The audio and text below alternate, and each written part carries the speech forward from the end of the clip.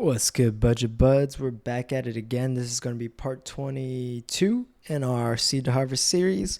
We got two new plants you guys getting accustomed to, the Speed Run, and we also have the Mimosa crossed with the Hawaiian Diamonds, which is my cross.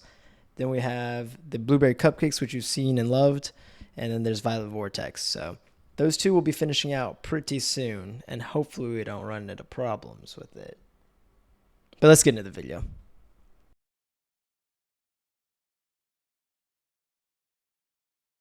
Alrighty, Budget fam. Look at the plant on the left. Yep.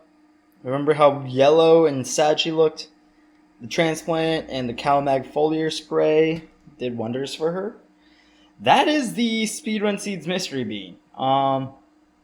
She's not even 30 days old, not showing signs of pre-flowering pistils. I think that's going to be a monster of a plant. That's around the size of both the autos that harvested for 3 ounces when they finished, and she's not even flowering yet. It might be a problem. It might not be a problem. We're really gonna have to see. I think I'm gonna have to move the light up a little bit. It was around 30 inches. I think she's closed that distance is like 20 now. She's like 10 inches taller than she was before, I think. So she's closing that gap. But yeah, that's a beast of a plant. You'll see there's slight nitrogen toxicity on some of the leaves, but not much. We've already flushed her three times. Yeah, 3 times. We flushed her 3 times, but we never hard flushed. We did a very gentle flush, maybe like 5 to 10% of volume as runoff. So we also took that runoff and fed it to this plant, which is why she greened up so much more quickly. She was getting both nitrogen in the root system and through the leaves. Most of the leaves in the middle have recovered. There's some that will never fully recover. They'll just kind of stay spotty or like a shade of yellowish. So we'll remove those few right there, and then the rest of the new growth will be all green. I do want to start training her, so I've already shown you that I use this clothes hanger to create a row, right? What we're going to do is we're going to take the clothes hanger and pull it outward, lift it up, and towards the tops of the branches again. I'm going to continue to bring this clothes hanger towards the tips of the plants. Let's see if I see better. Yeah, so I'm going to be bringing this clothes hanger from the lower side toward the tip. So right now the clothes hanger was putting weight around here on these plants. I want to put the weight higher up now. So we'll find a higher spot.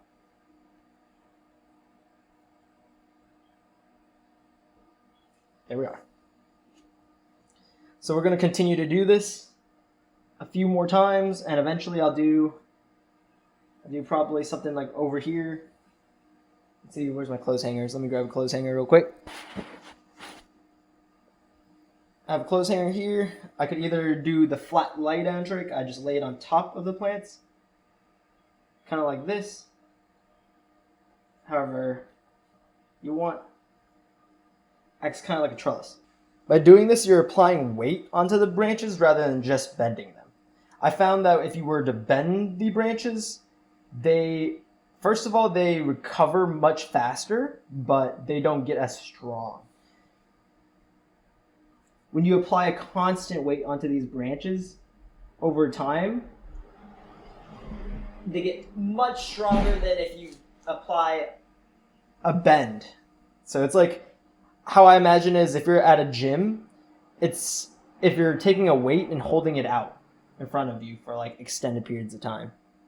It takes a lot of energy and it's not easy to do.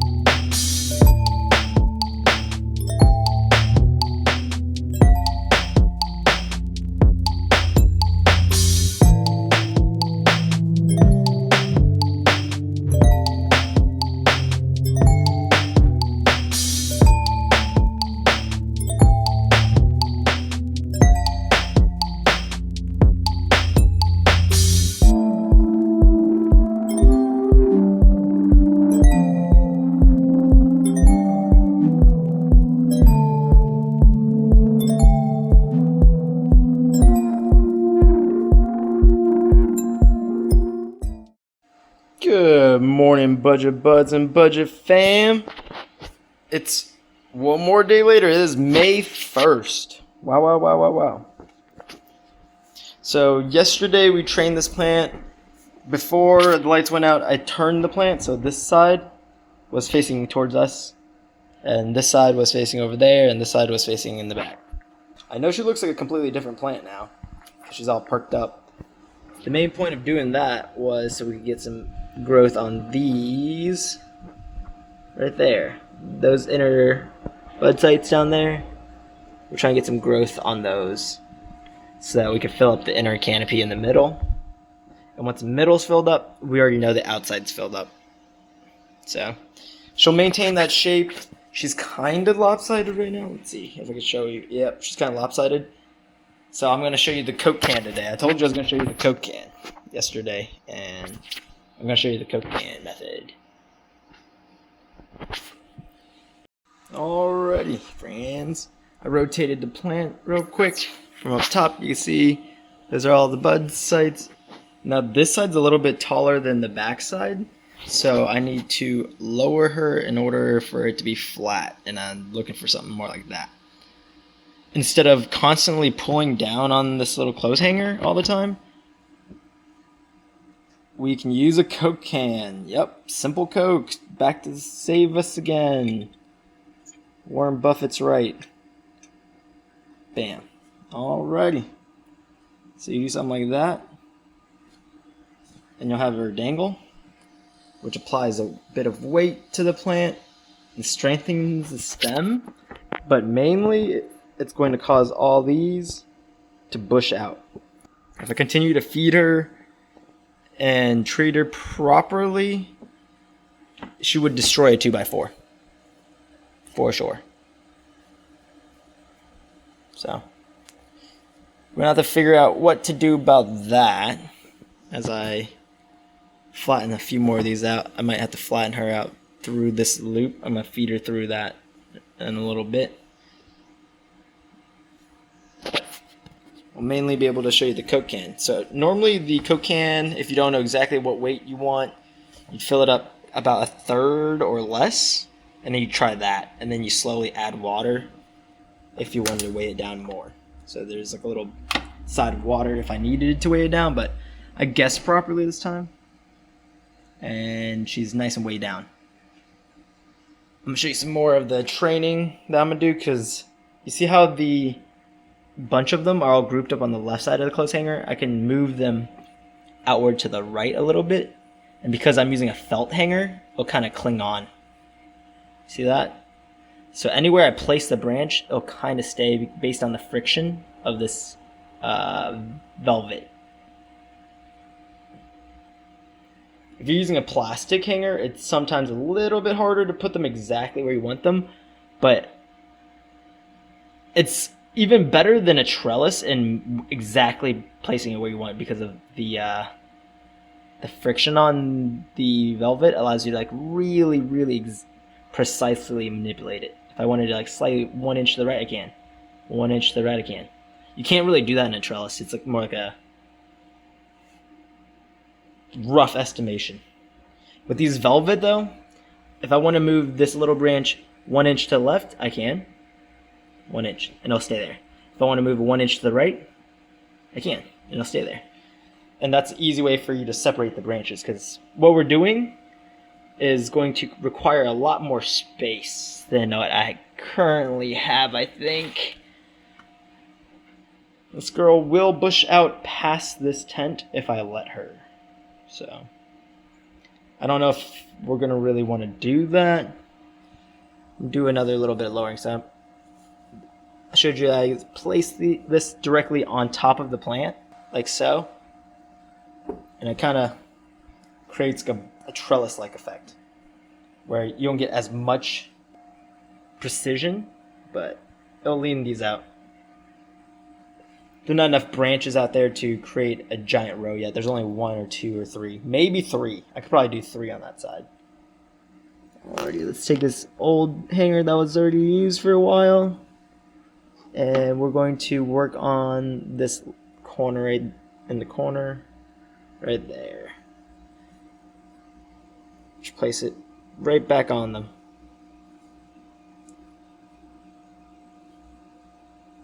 I really want to get this guy leaned over, so I'll probably do something like that. I'll lean, oh, my bad. So I want to lean this guy over. I'll lean this one back over here a little bit. I want him kind of down, honestly. There. Something like that. And it's okay they bend, especially in this stretchy phase of veg. They're really malleable, like bouncy. It's like when you fall over as a kid, it doesn't hurt. But as you get older, if you try to do this when the plants, when they're in flower, it's not so good. Not so good. Awesome. So she stretched right back out again. And she's reaching the sides of the tent. Kinda not a great thing. And, oh, good news, guys. Good news. I was looking at this girly pop. I had just seen the very first signs of a pistil somewhere. Let's see if I can find her again. Maybe right here? There it is. Right there. Could barely see it. But with a trained enough eye, you'd know that that's her saying that she's about to flower. So I know she's in stretch phase. My question is, do I raise the light and bump up the intensity? Or do I continue to keep it here where it will stunt her? Because if I raise the light to the top and turn it up past 50%, because we're only given 50% power. Yeah. This is a $85, $90 light, depending on if it's on sale or not. But at 50% power, it can do this. In about 20 to 30 days. I think she's at roughly day 30 of existence.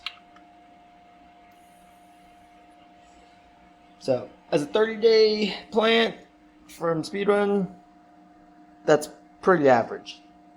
Like, Speedrun goes big. If you put an autopot under that, this tent would have exploded. But I'm not into doing an autopot. This is a super easy, water-only, brain-dead grow. I want it to be easy and simple for everyone. You can follow the soil mixing video, and you can get similar results if you get Speedrun seeds. I think they're only $10 a seed too, so shout out Multiverse Beans real quick. I don't know if you guys need to see the flowering tent. The flowering tent's already popping. Already popping. I remembered I have a phone mount. Haha. Alrighty, so now we're not going to be shaking and wobbling. My bad. So the right is the blueberry cupcake, and the left is the Violet Vortex. I might have underfed her a little bit. She's turning yellow on me, showing signs of potassium deficiency. Not too worried about it. Kind of more trying to get these out, in and out. The blueberry cupcakes is one of the fastest flowering strains I've seen. So this is roughly 50 days. Roughly 50 days for the blueberries. She's almost done. So she's got at most 10 days. At most. I could probably chop her right now if I wanted to. But at this point, when she's this done, I like seeing leaves that are all dying at the bottom of the plant. I'll have stuff like this at the bottom of the plant. Please focus. Yes. So I have dying leaves. I like watching the plant consume itself towards the end of flower. I took one of the stems, super cropped it. Here's what it looks like from the side where you can actually see most of the frost. Yep. Wait, let me see if I can get a better angle on there. Yeah, beautiful dark green with hints of purple. As she fades out and gets more age, she gets much more purple on the leaves, especially the underside of the leaves.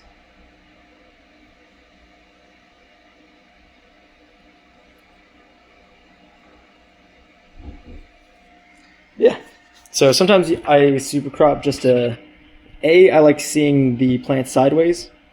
B, it gives her better light penetration on the sides because they were starting to overlap each other.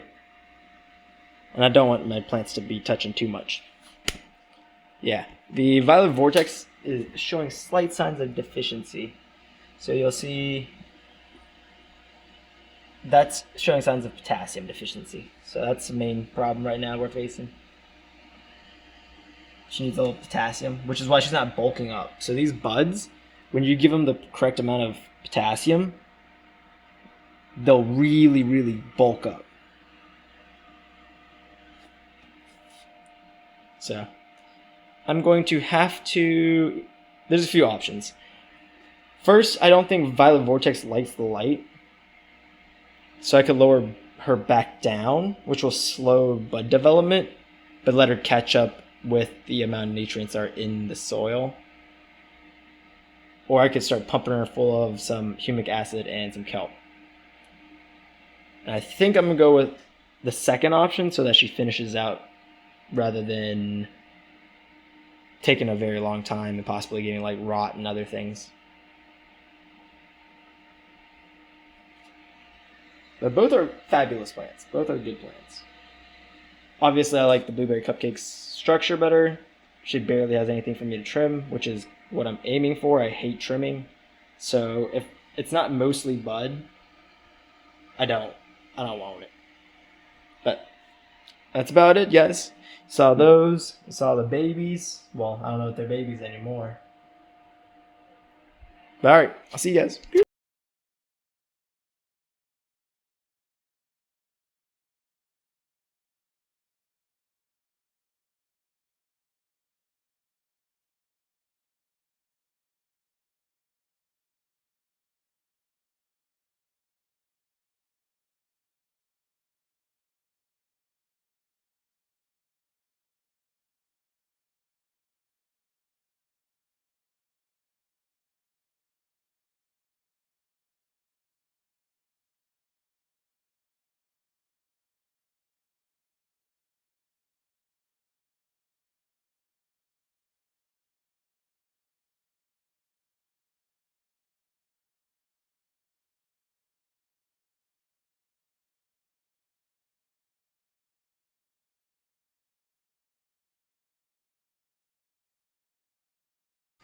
Alrighty, so we're going to do a quick little training video.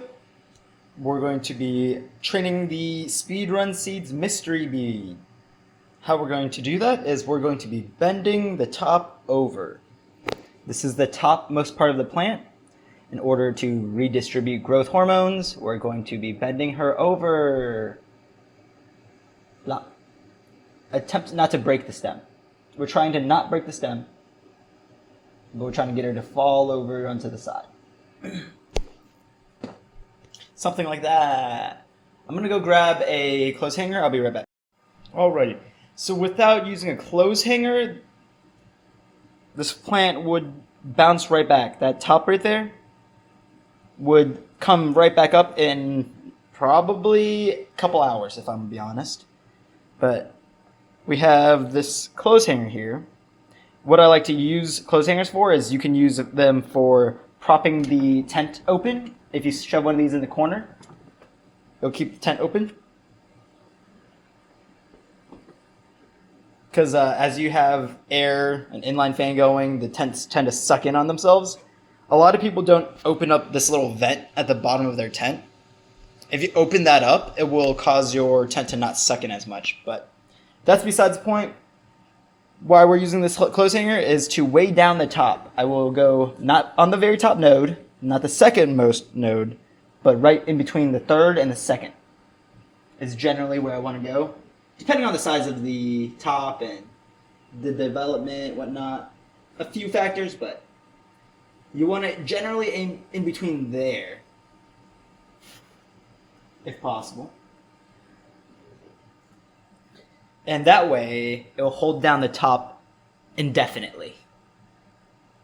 If you were to come in and super crop this, it will bounce right back up. But with the extra weight on its stem, here, I'll show you a close-up real quick. I've placed it in between roughly the third node down and the second node down. So that's the most topmost node. We got some branching there, but we got 2 big branches here that are becoming its own tops. I'll place it in between. And gravity itself will keep it held up. And by doing this, we get a much more uniform canopy. I could do some more training to make it even more uniform, but we're not too worried. This plant's going to get the all-natural treatment like all the other plants we've been growing.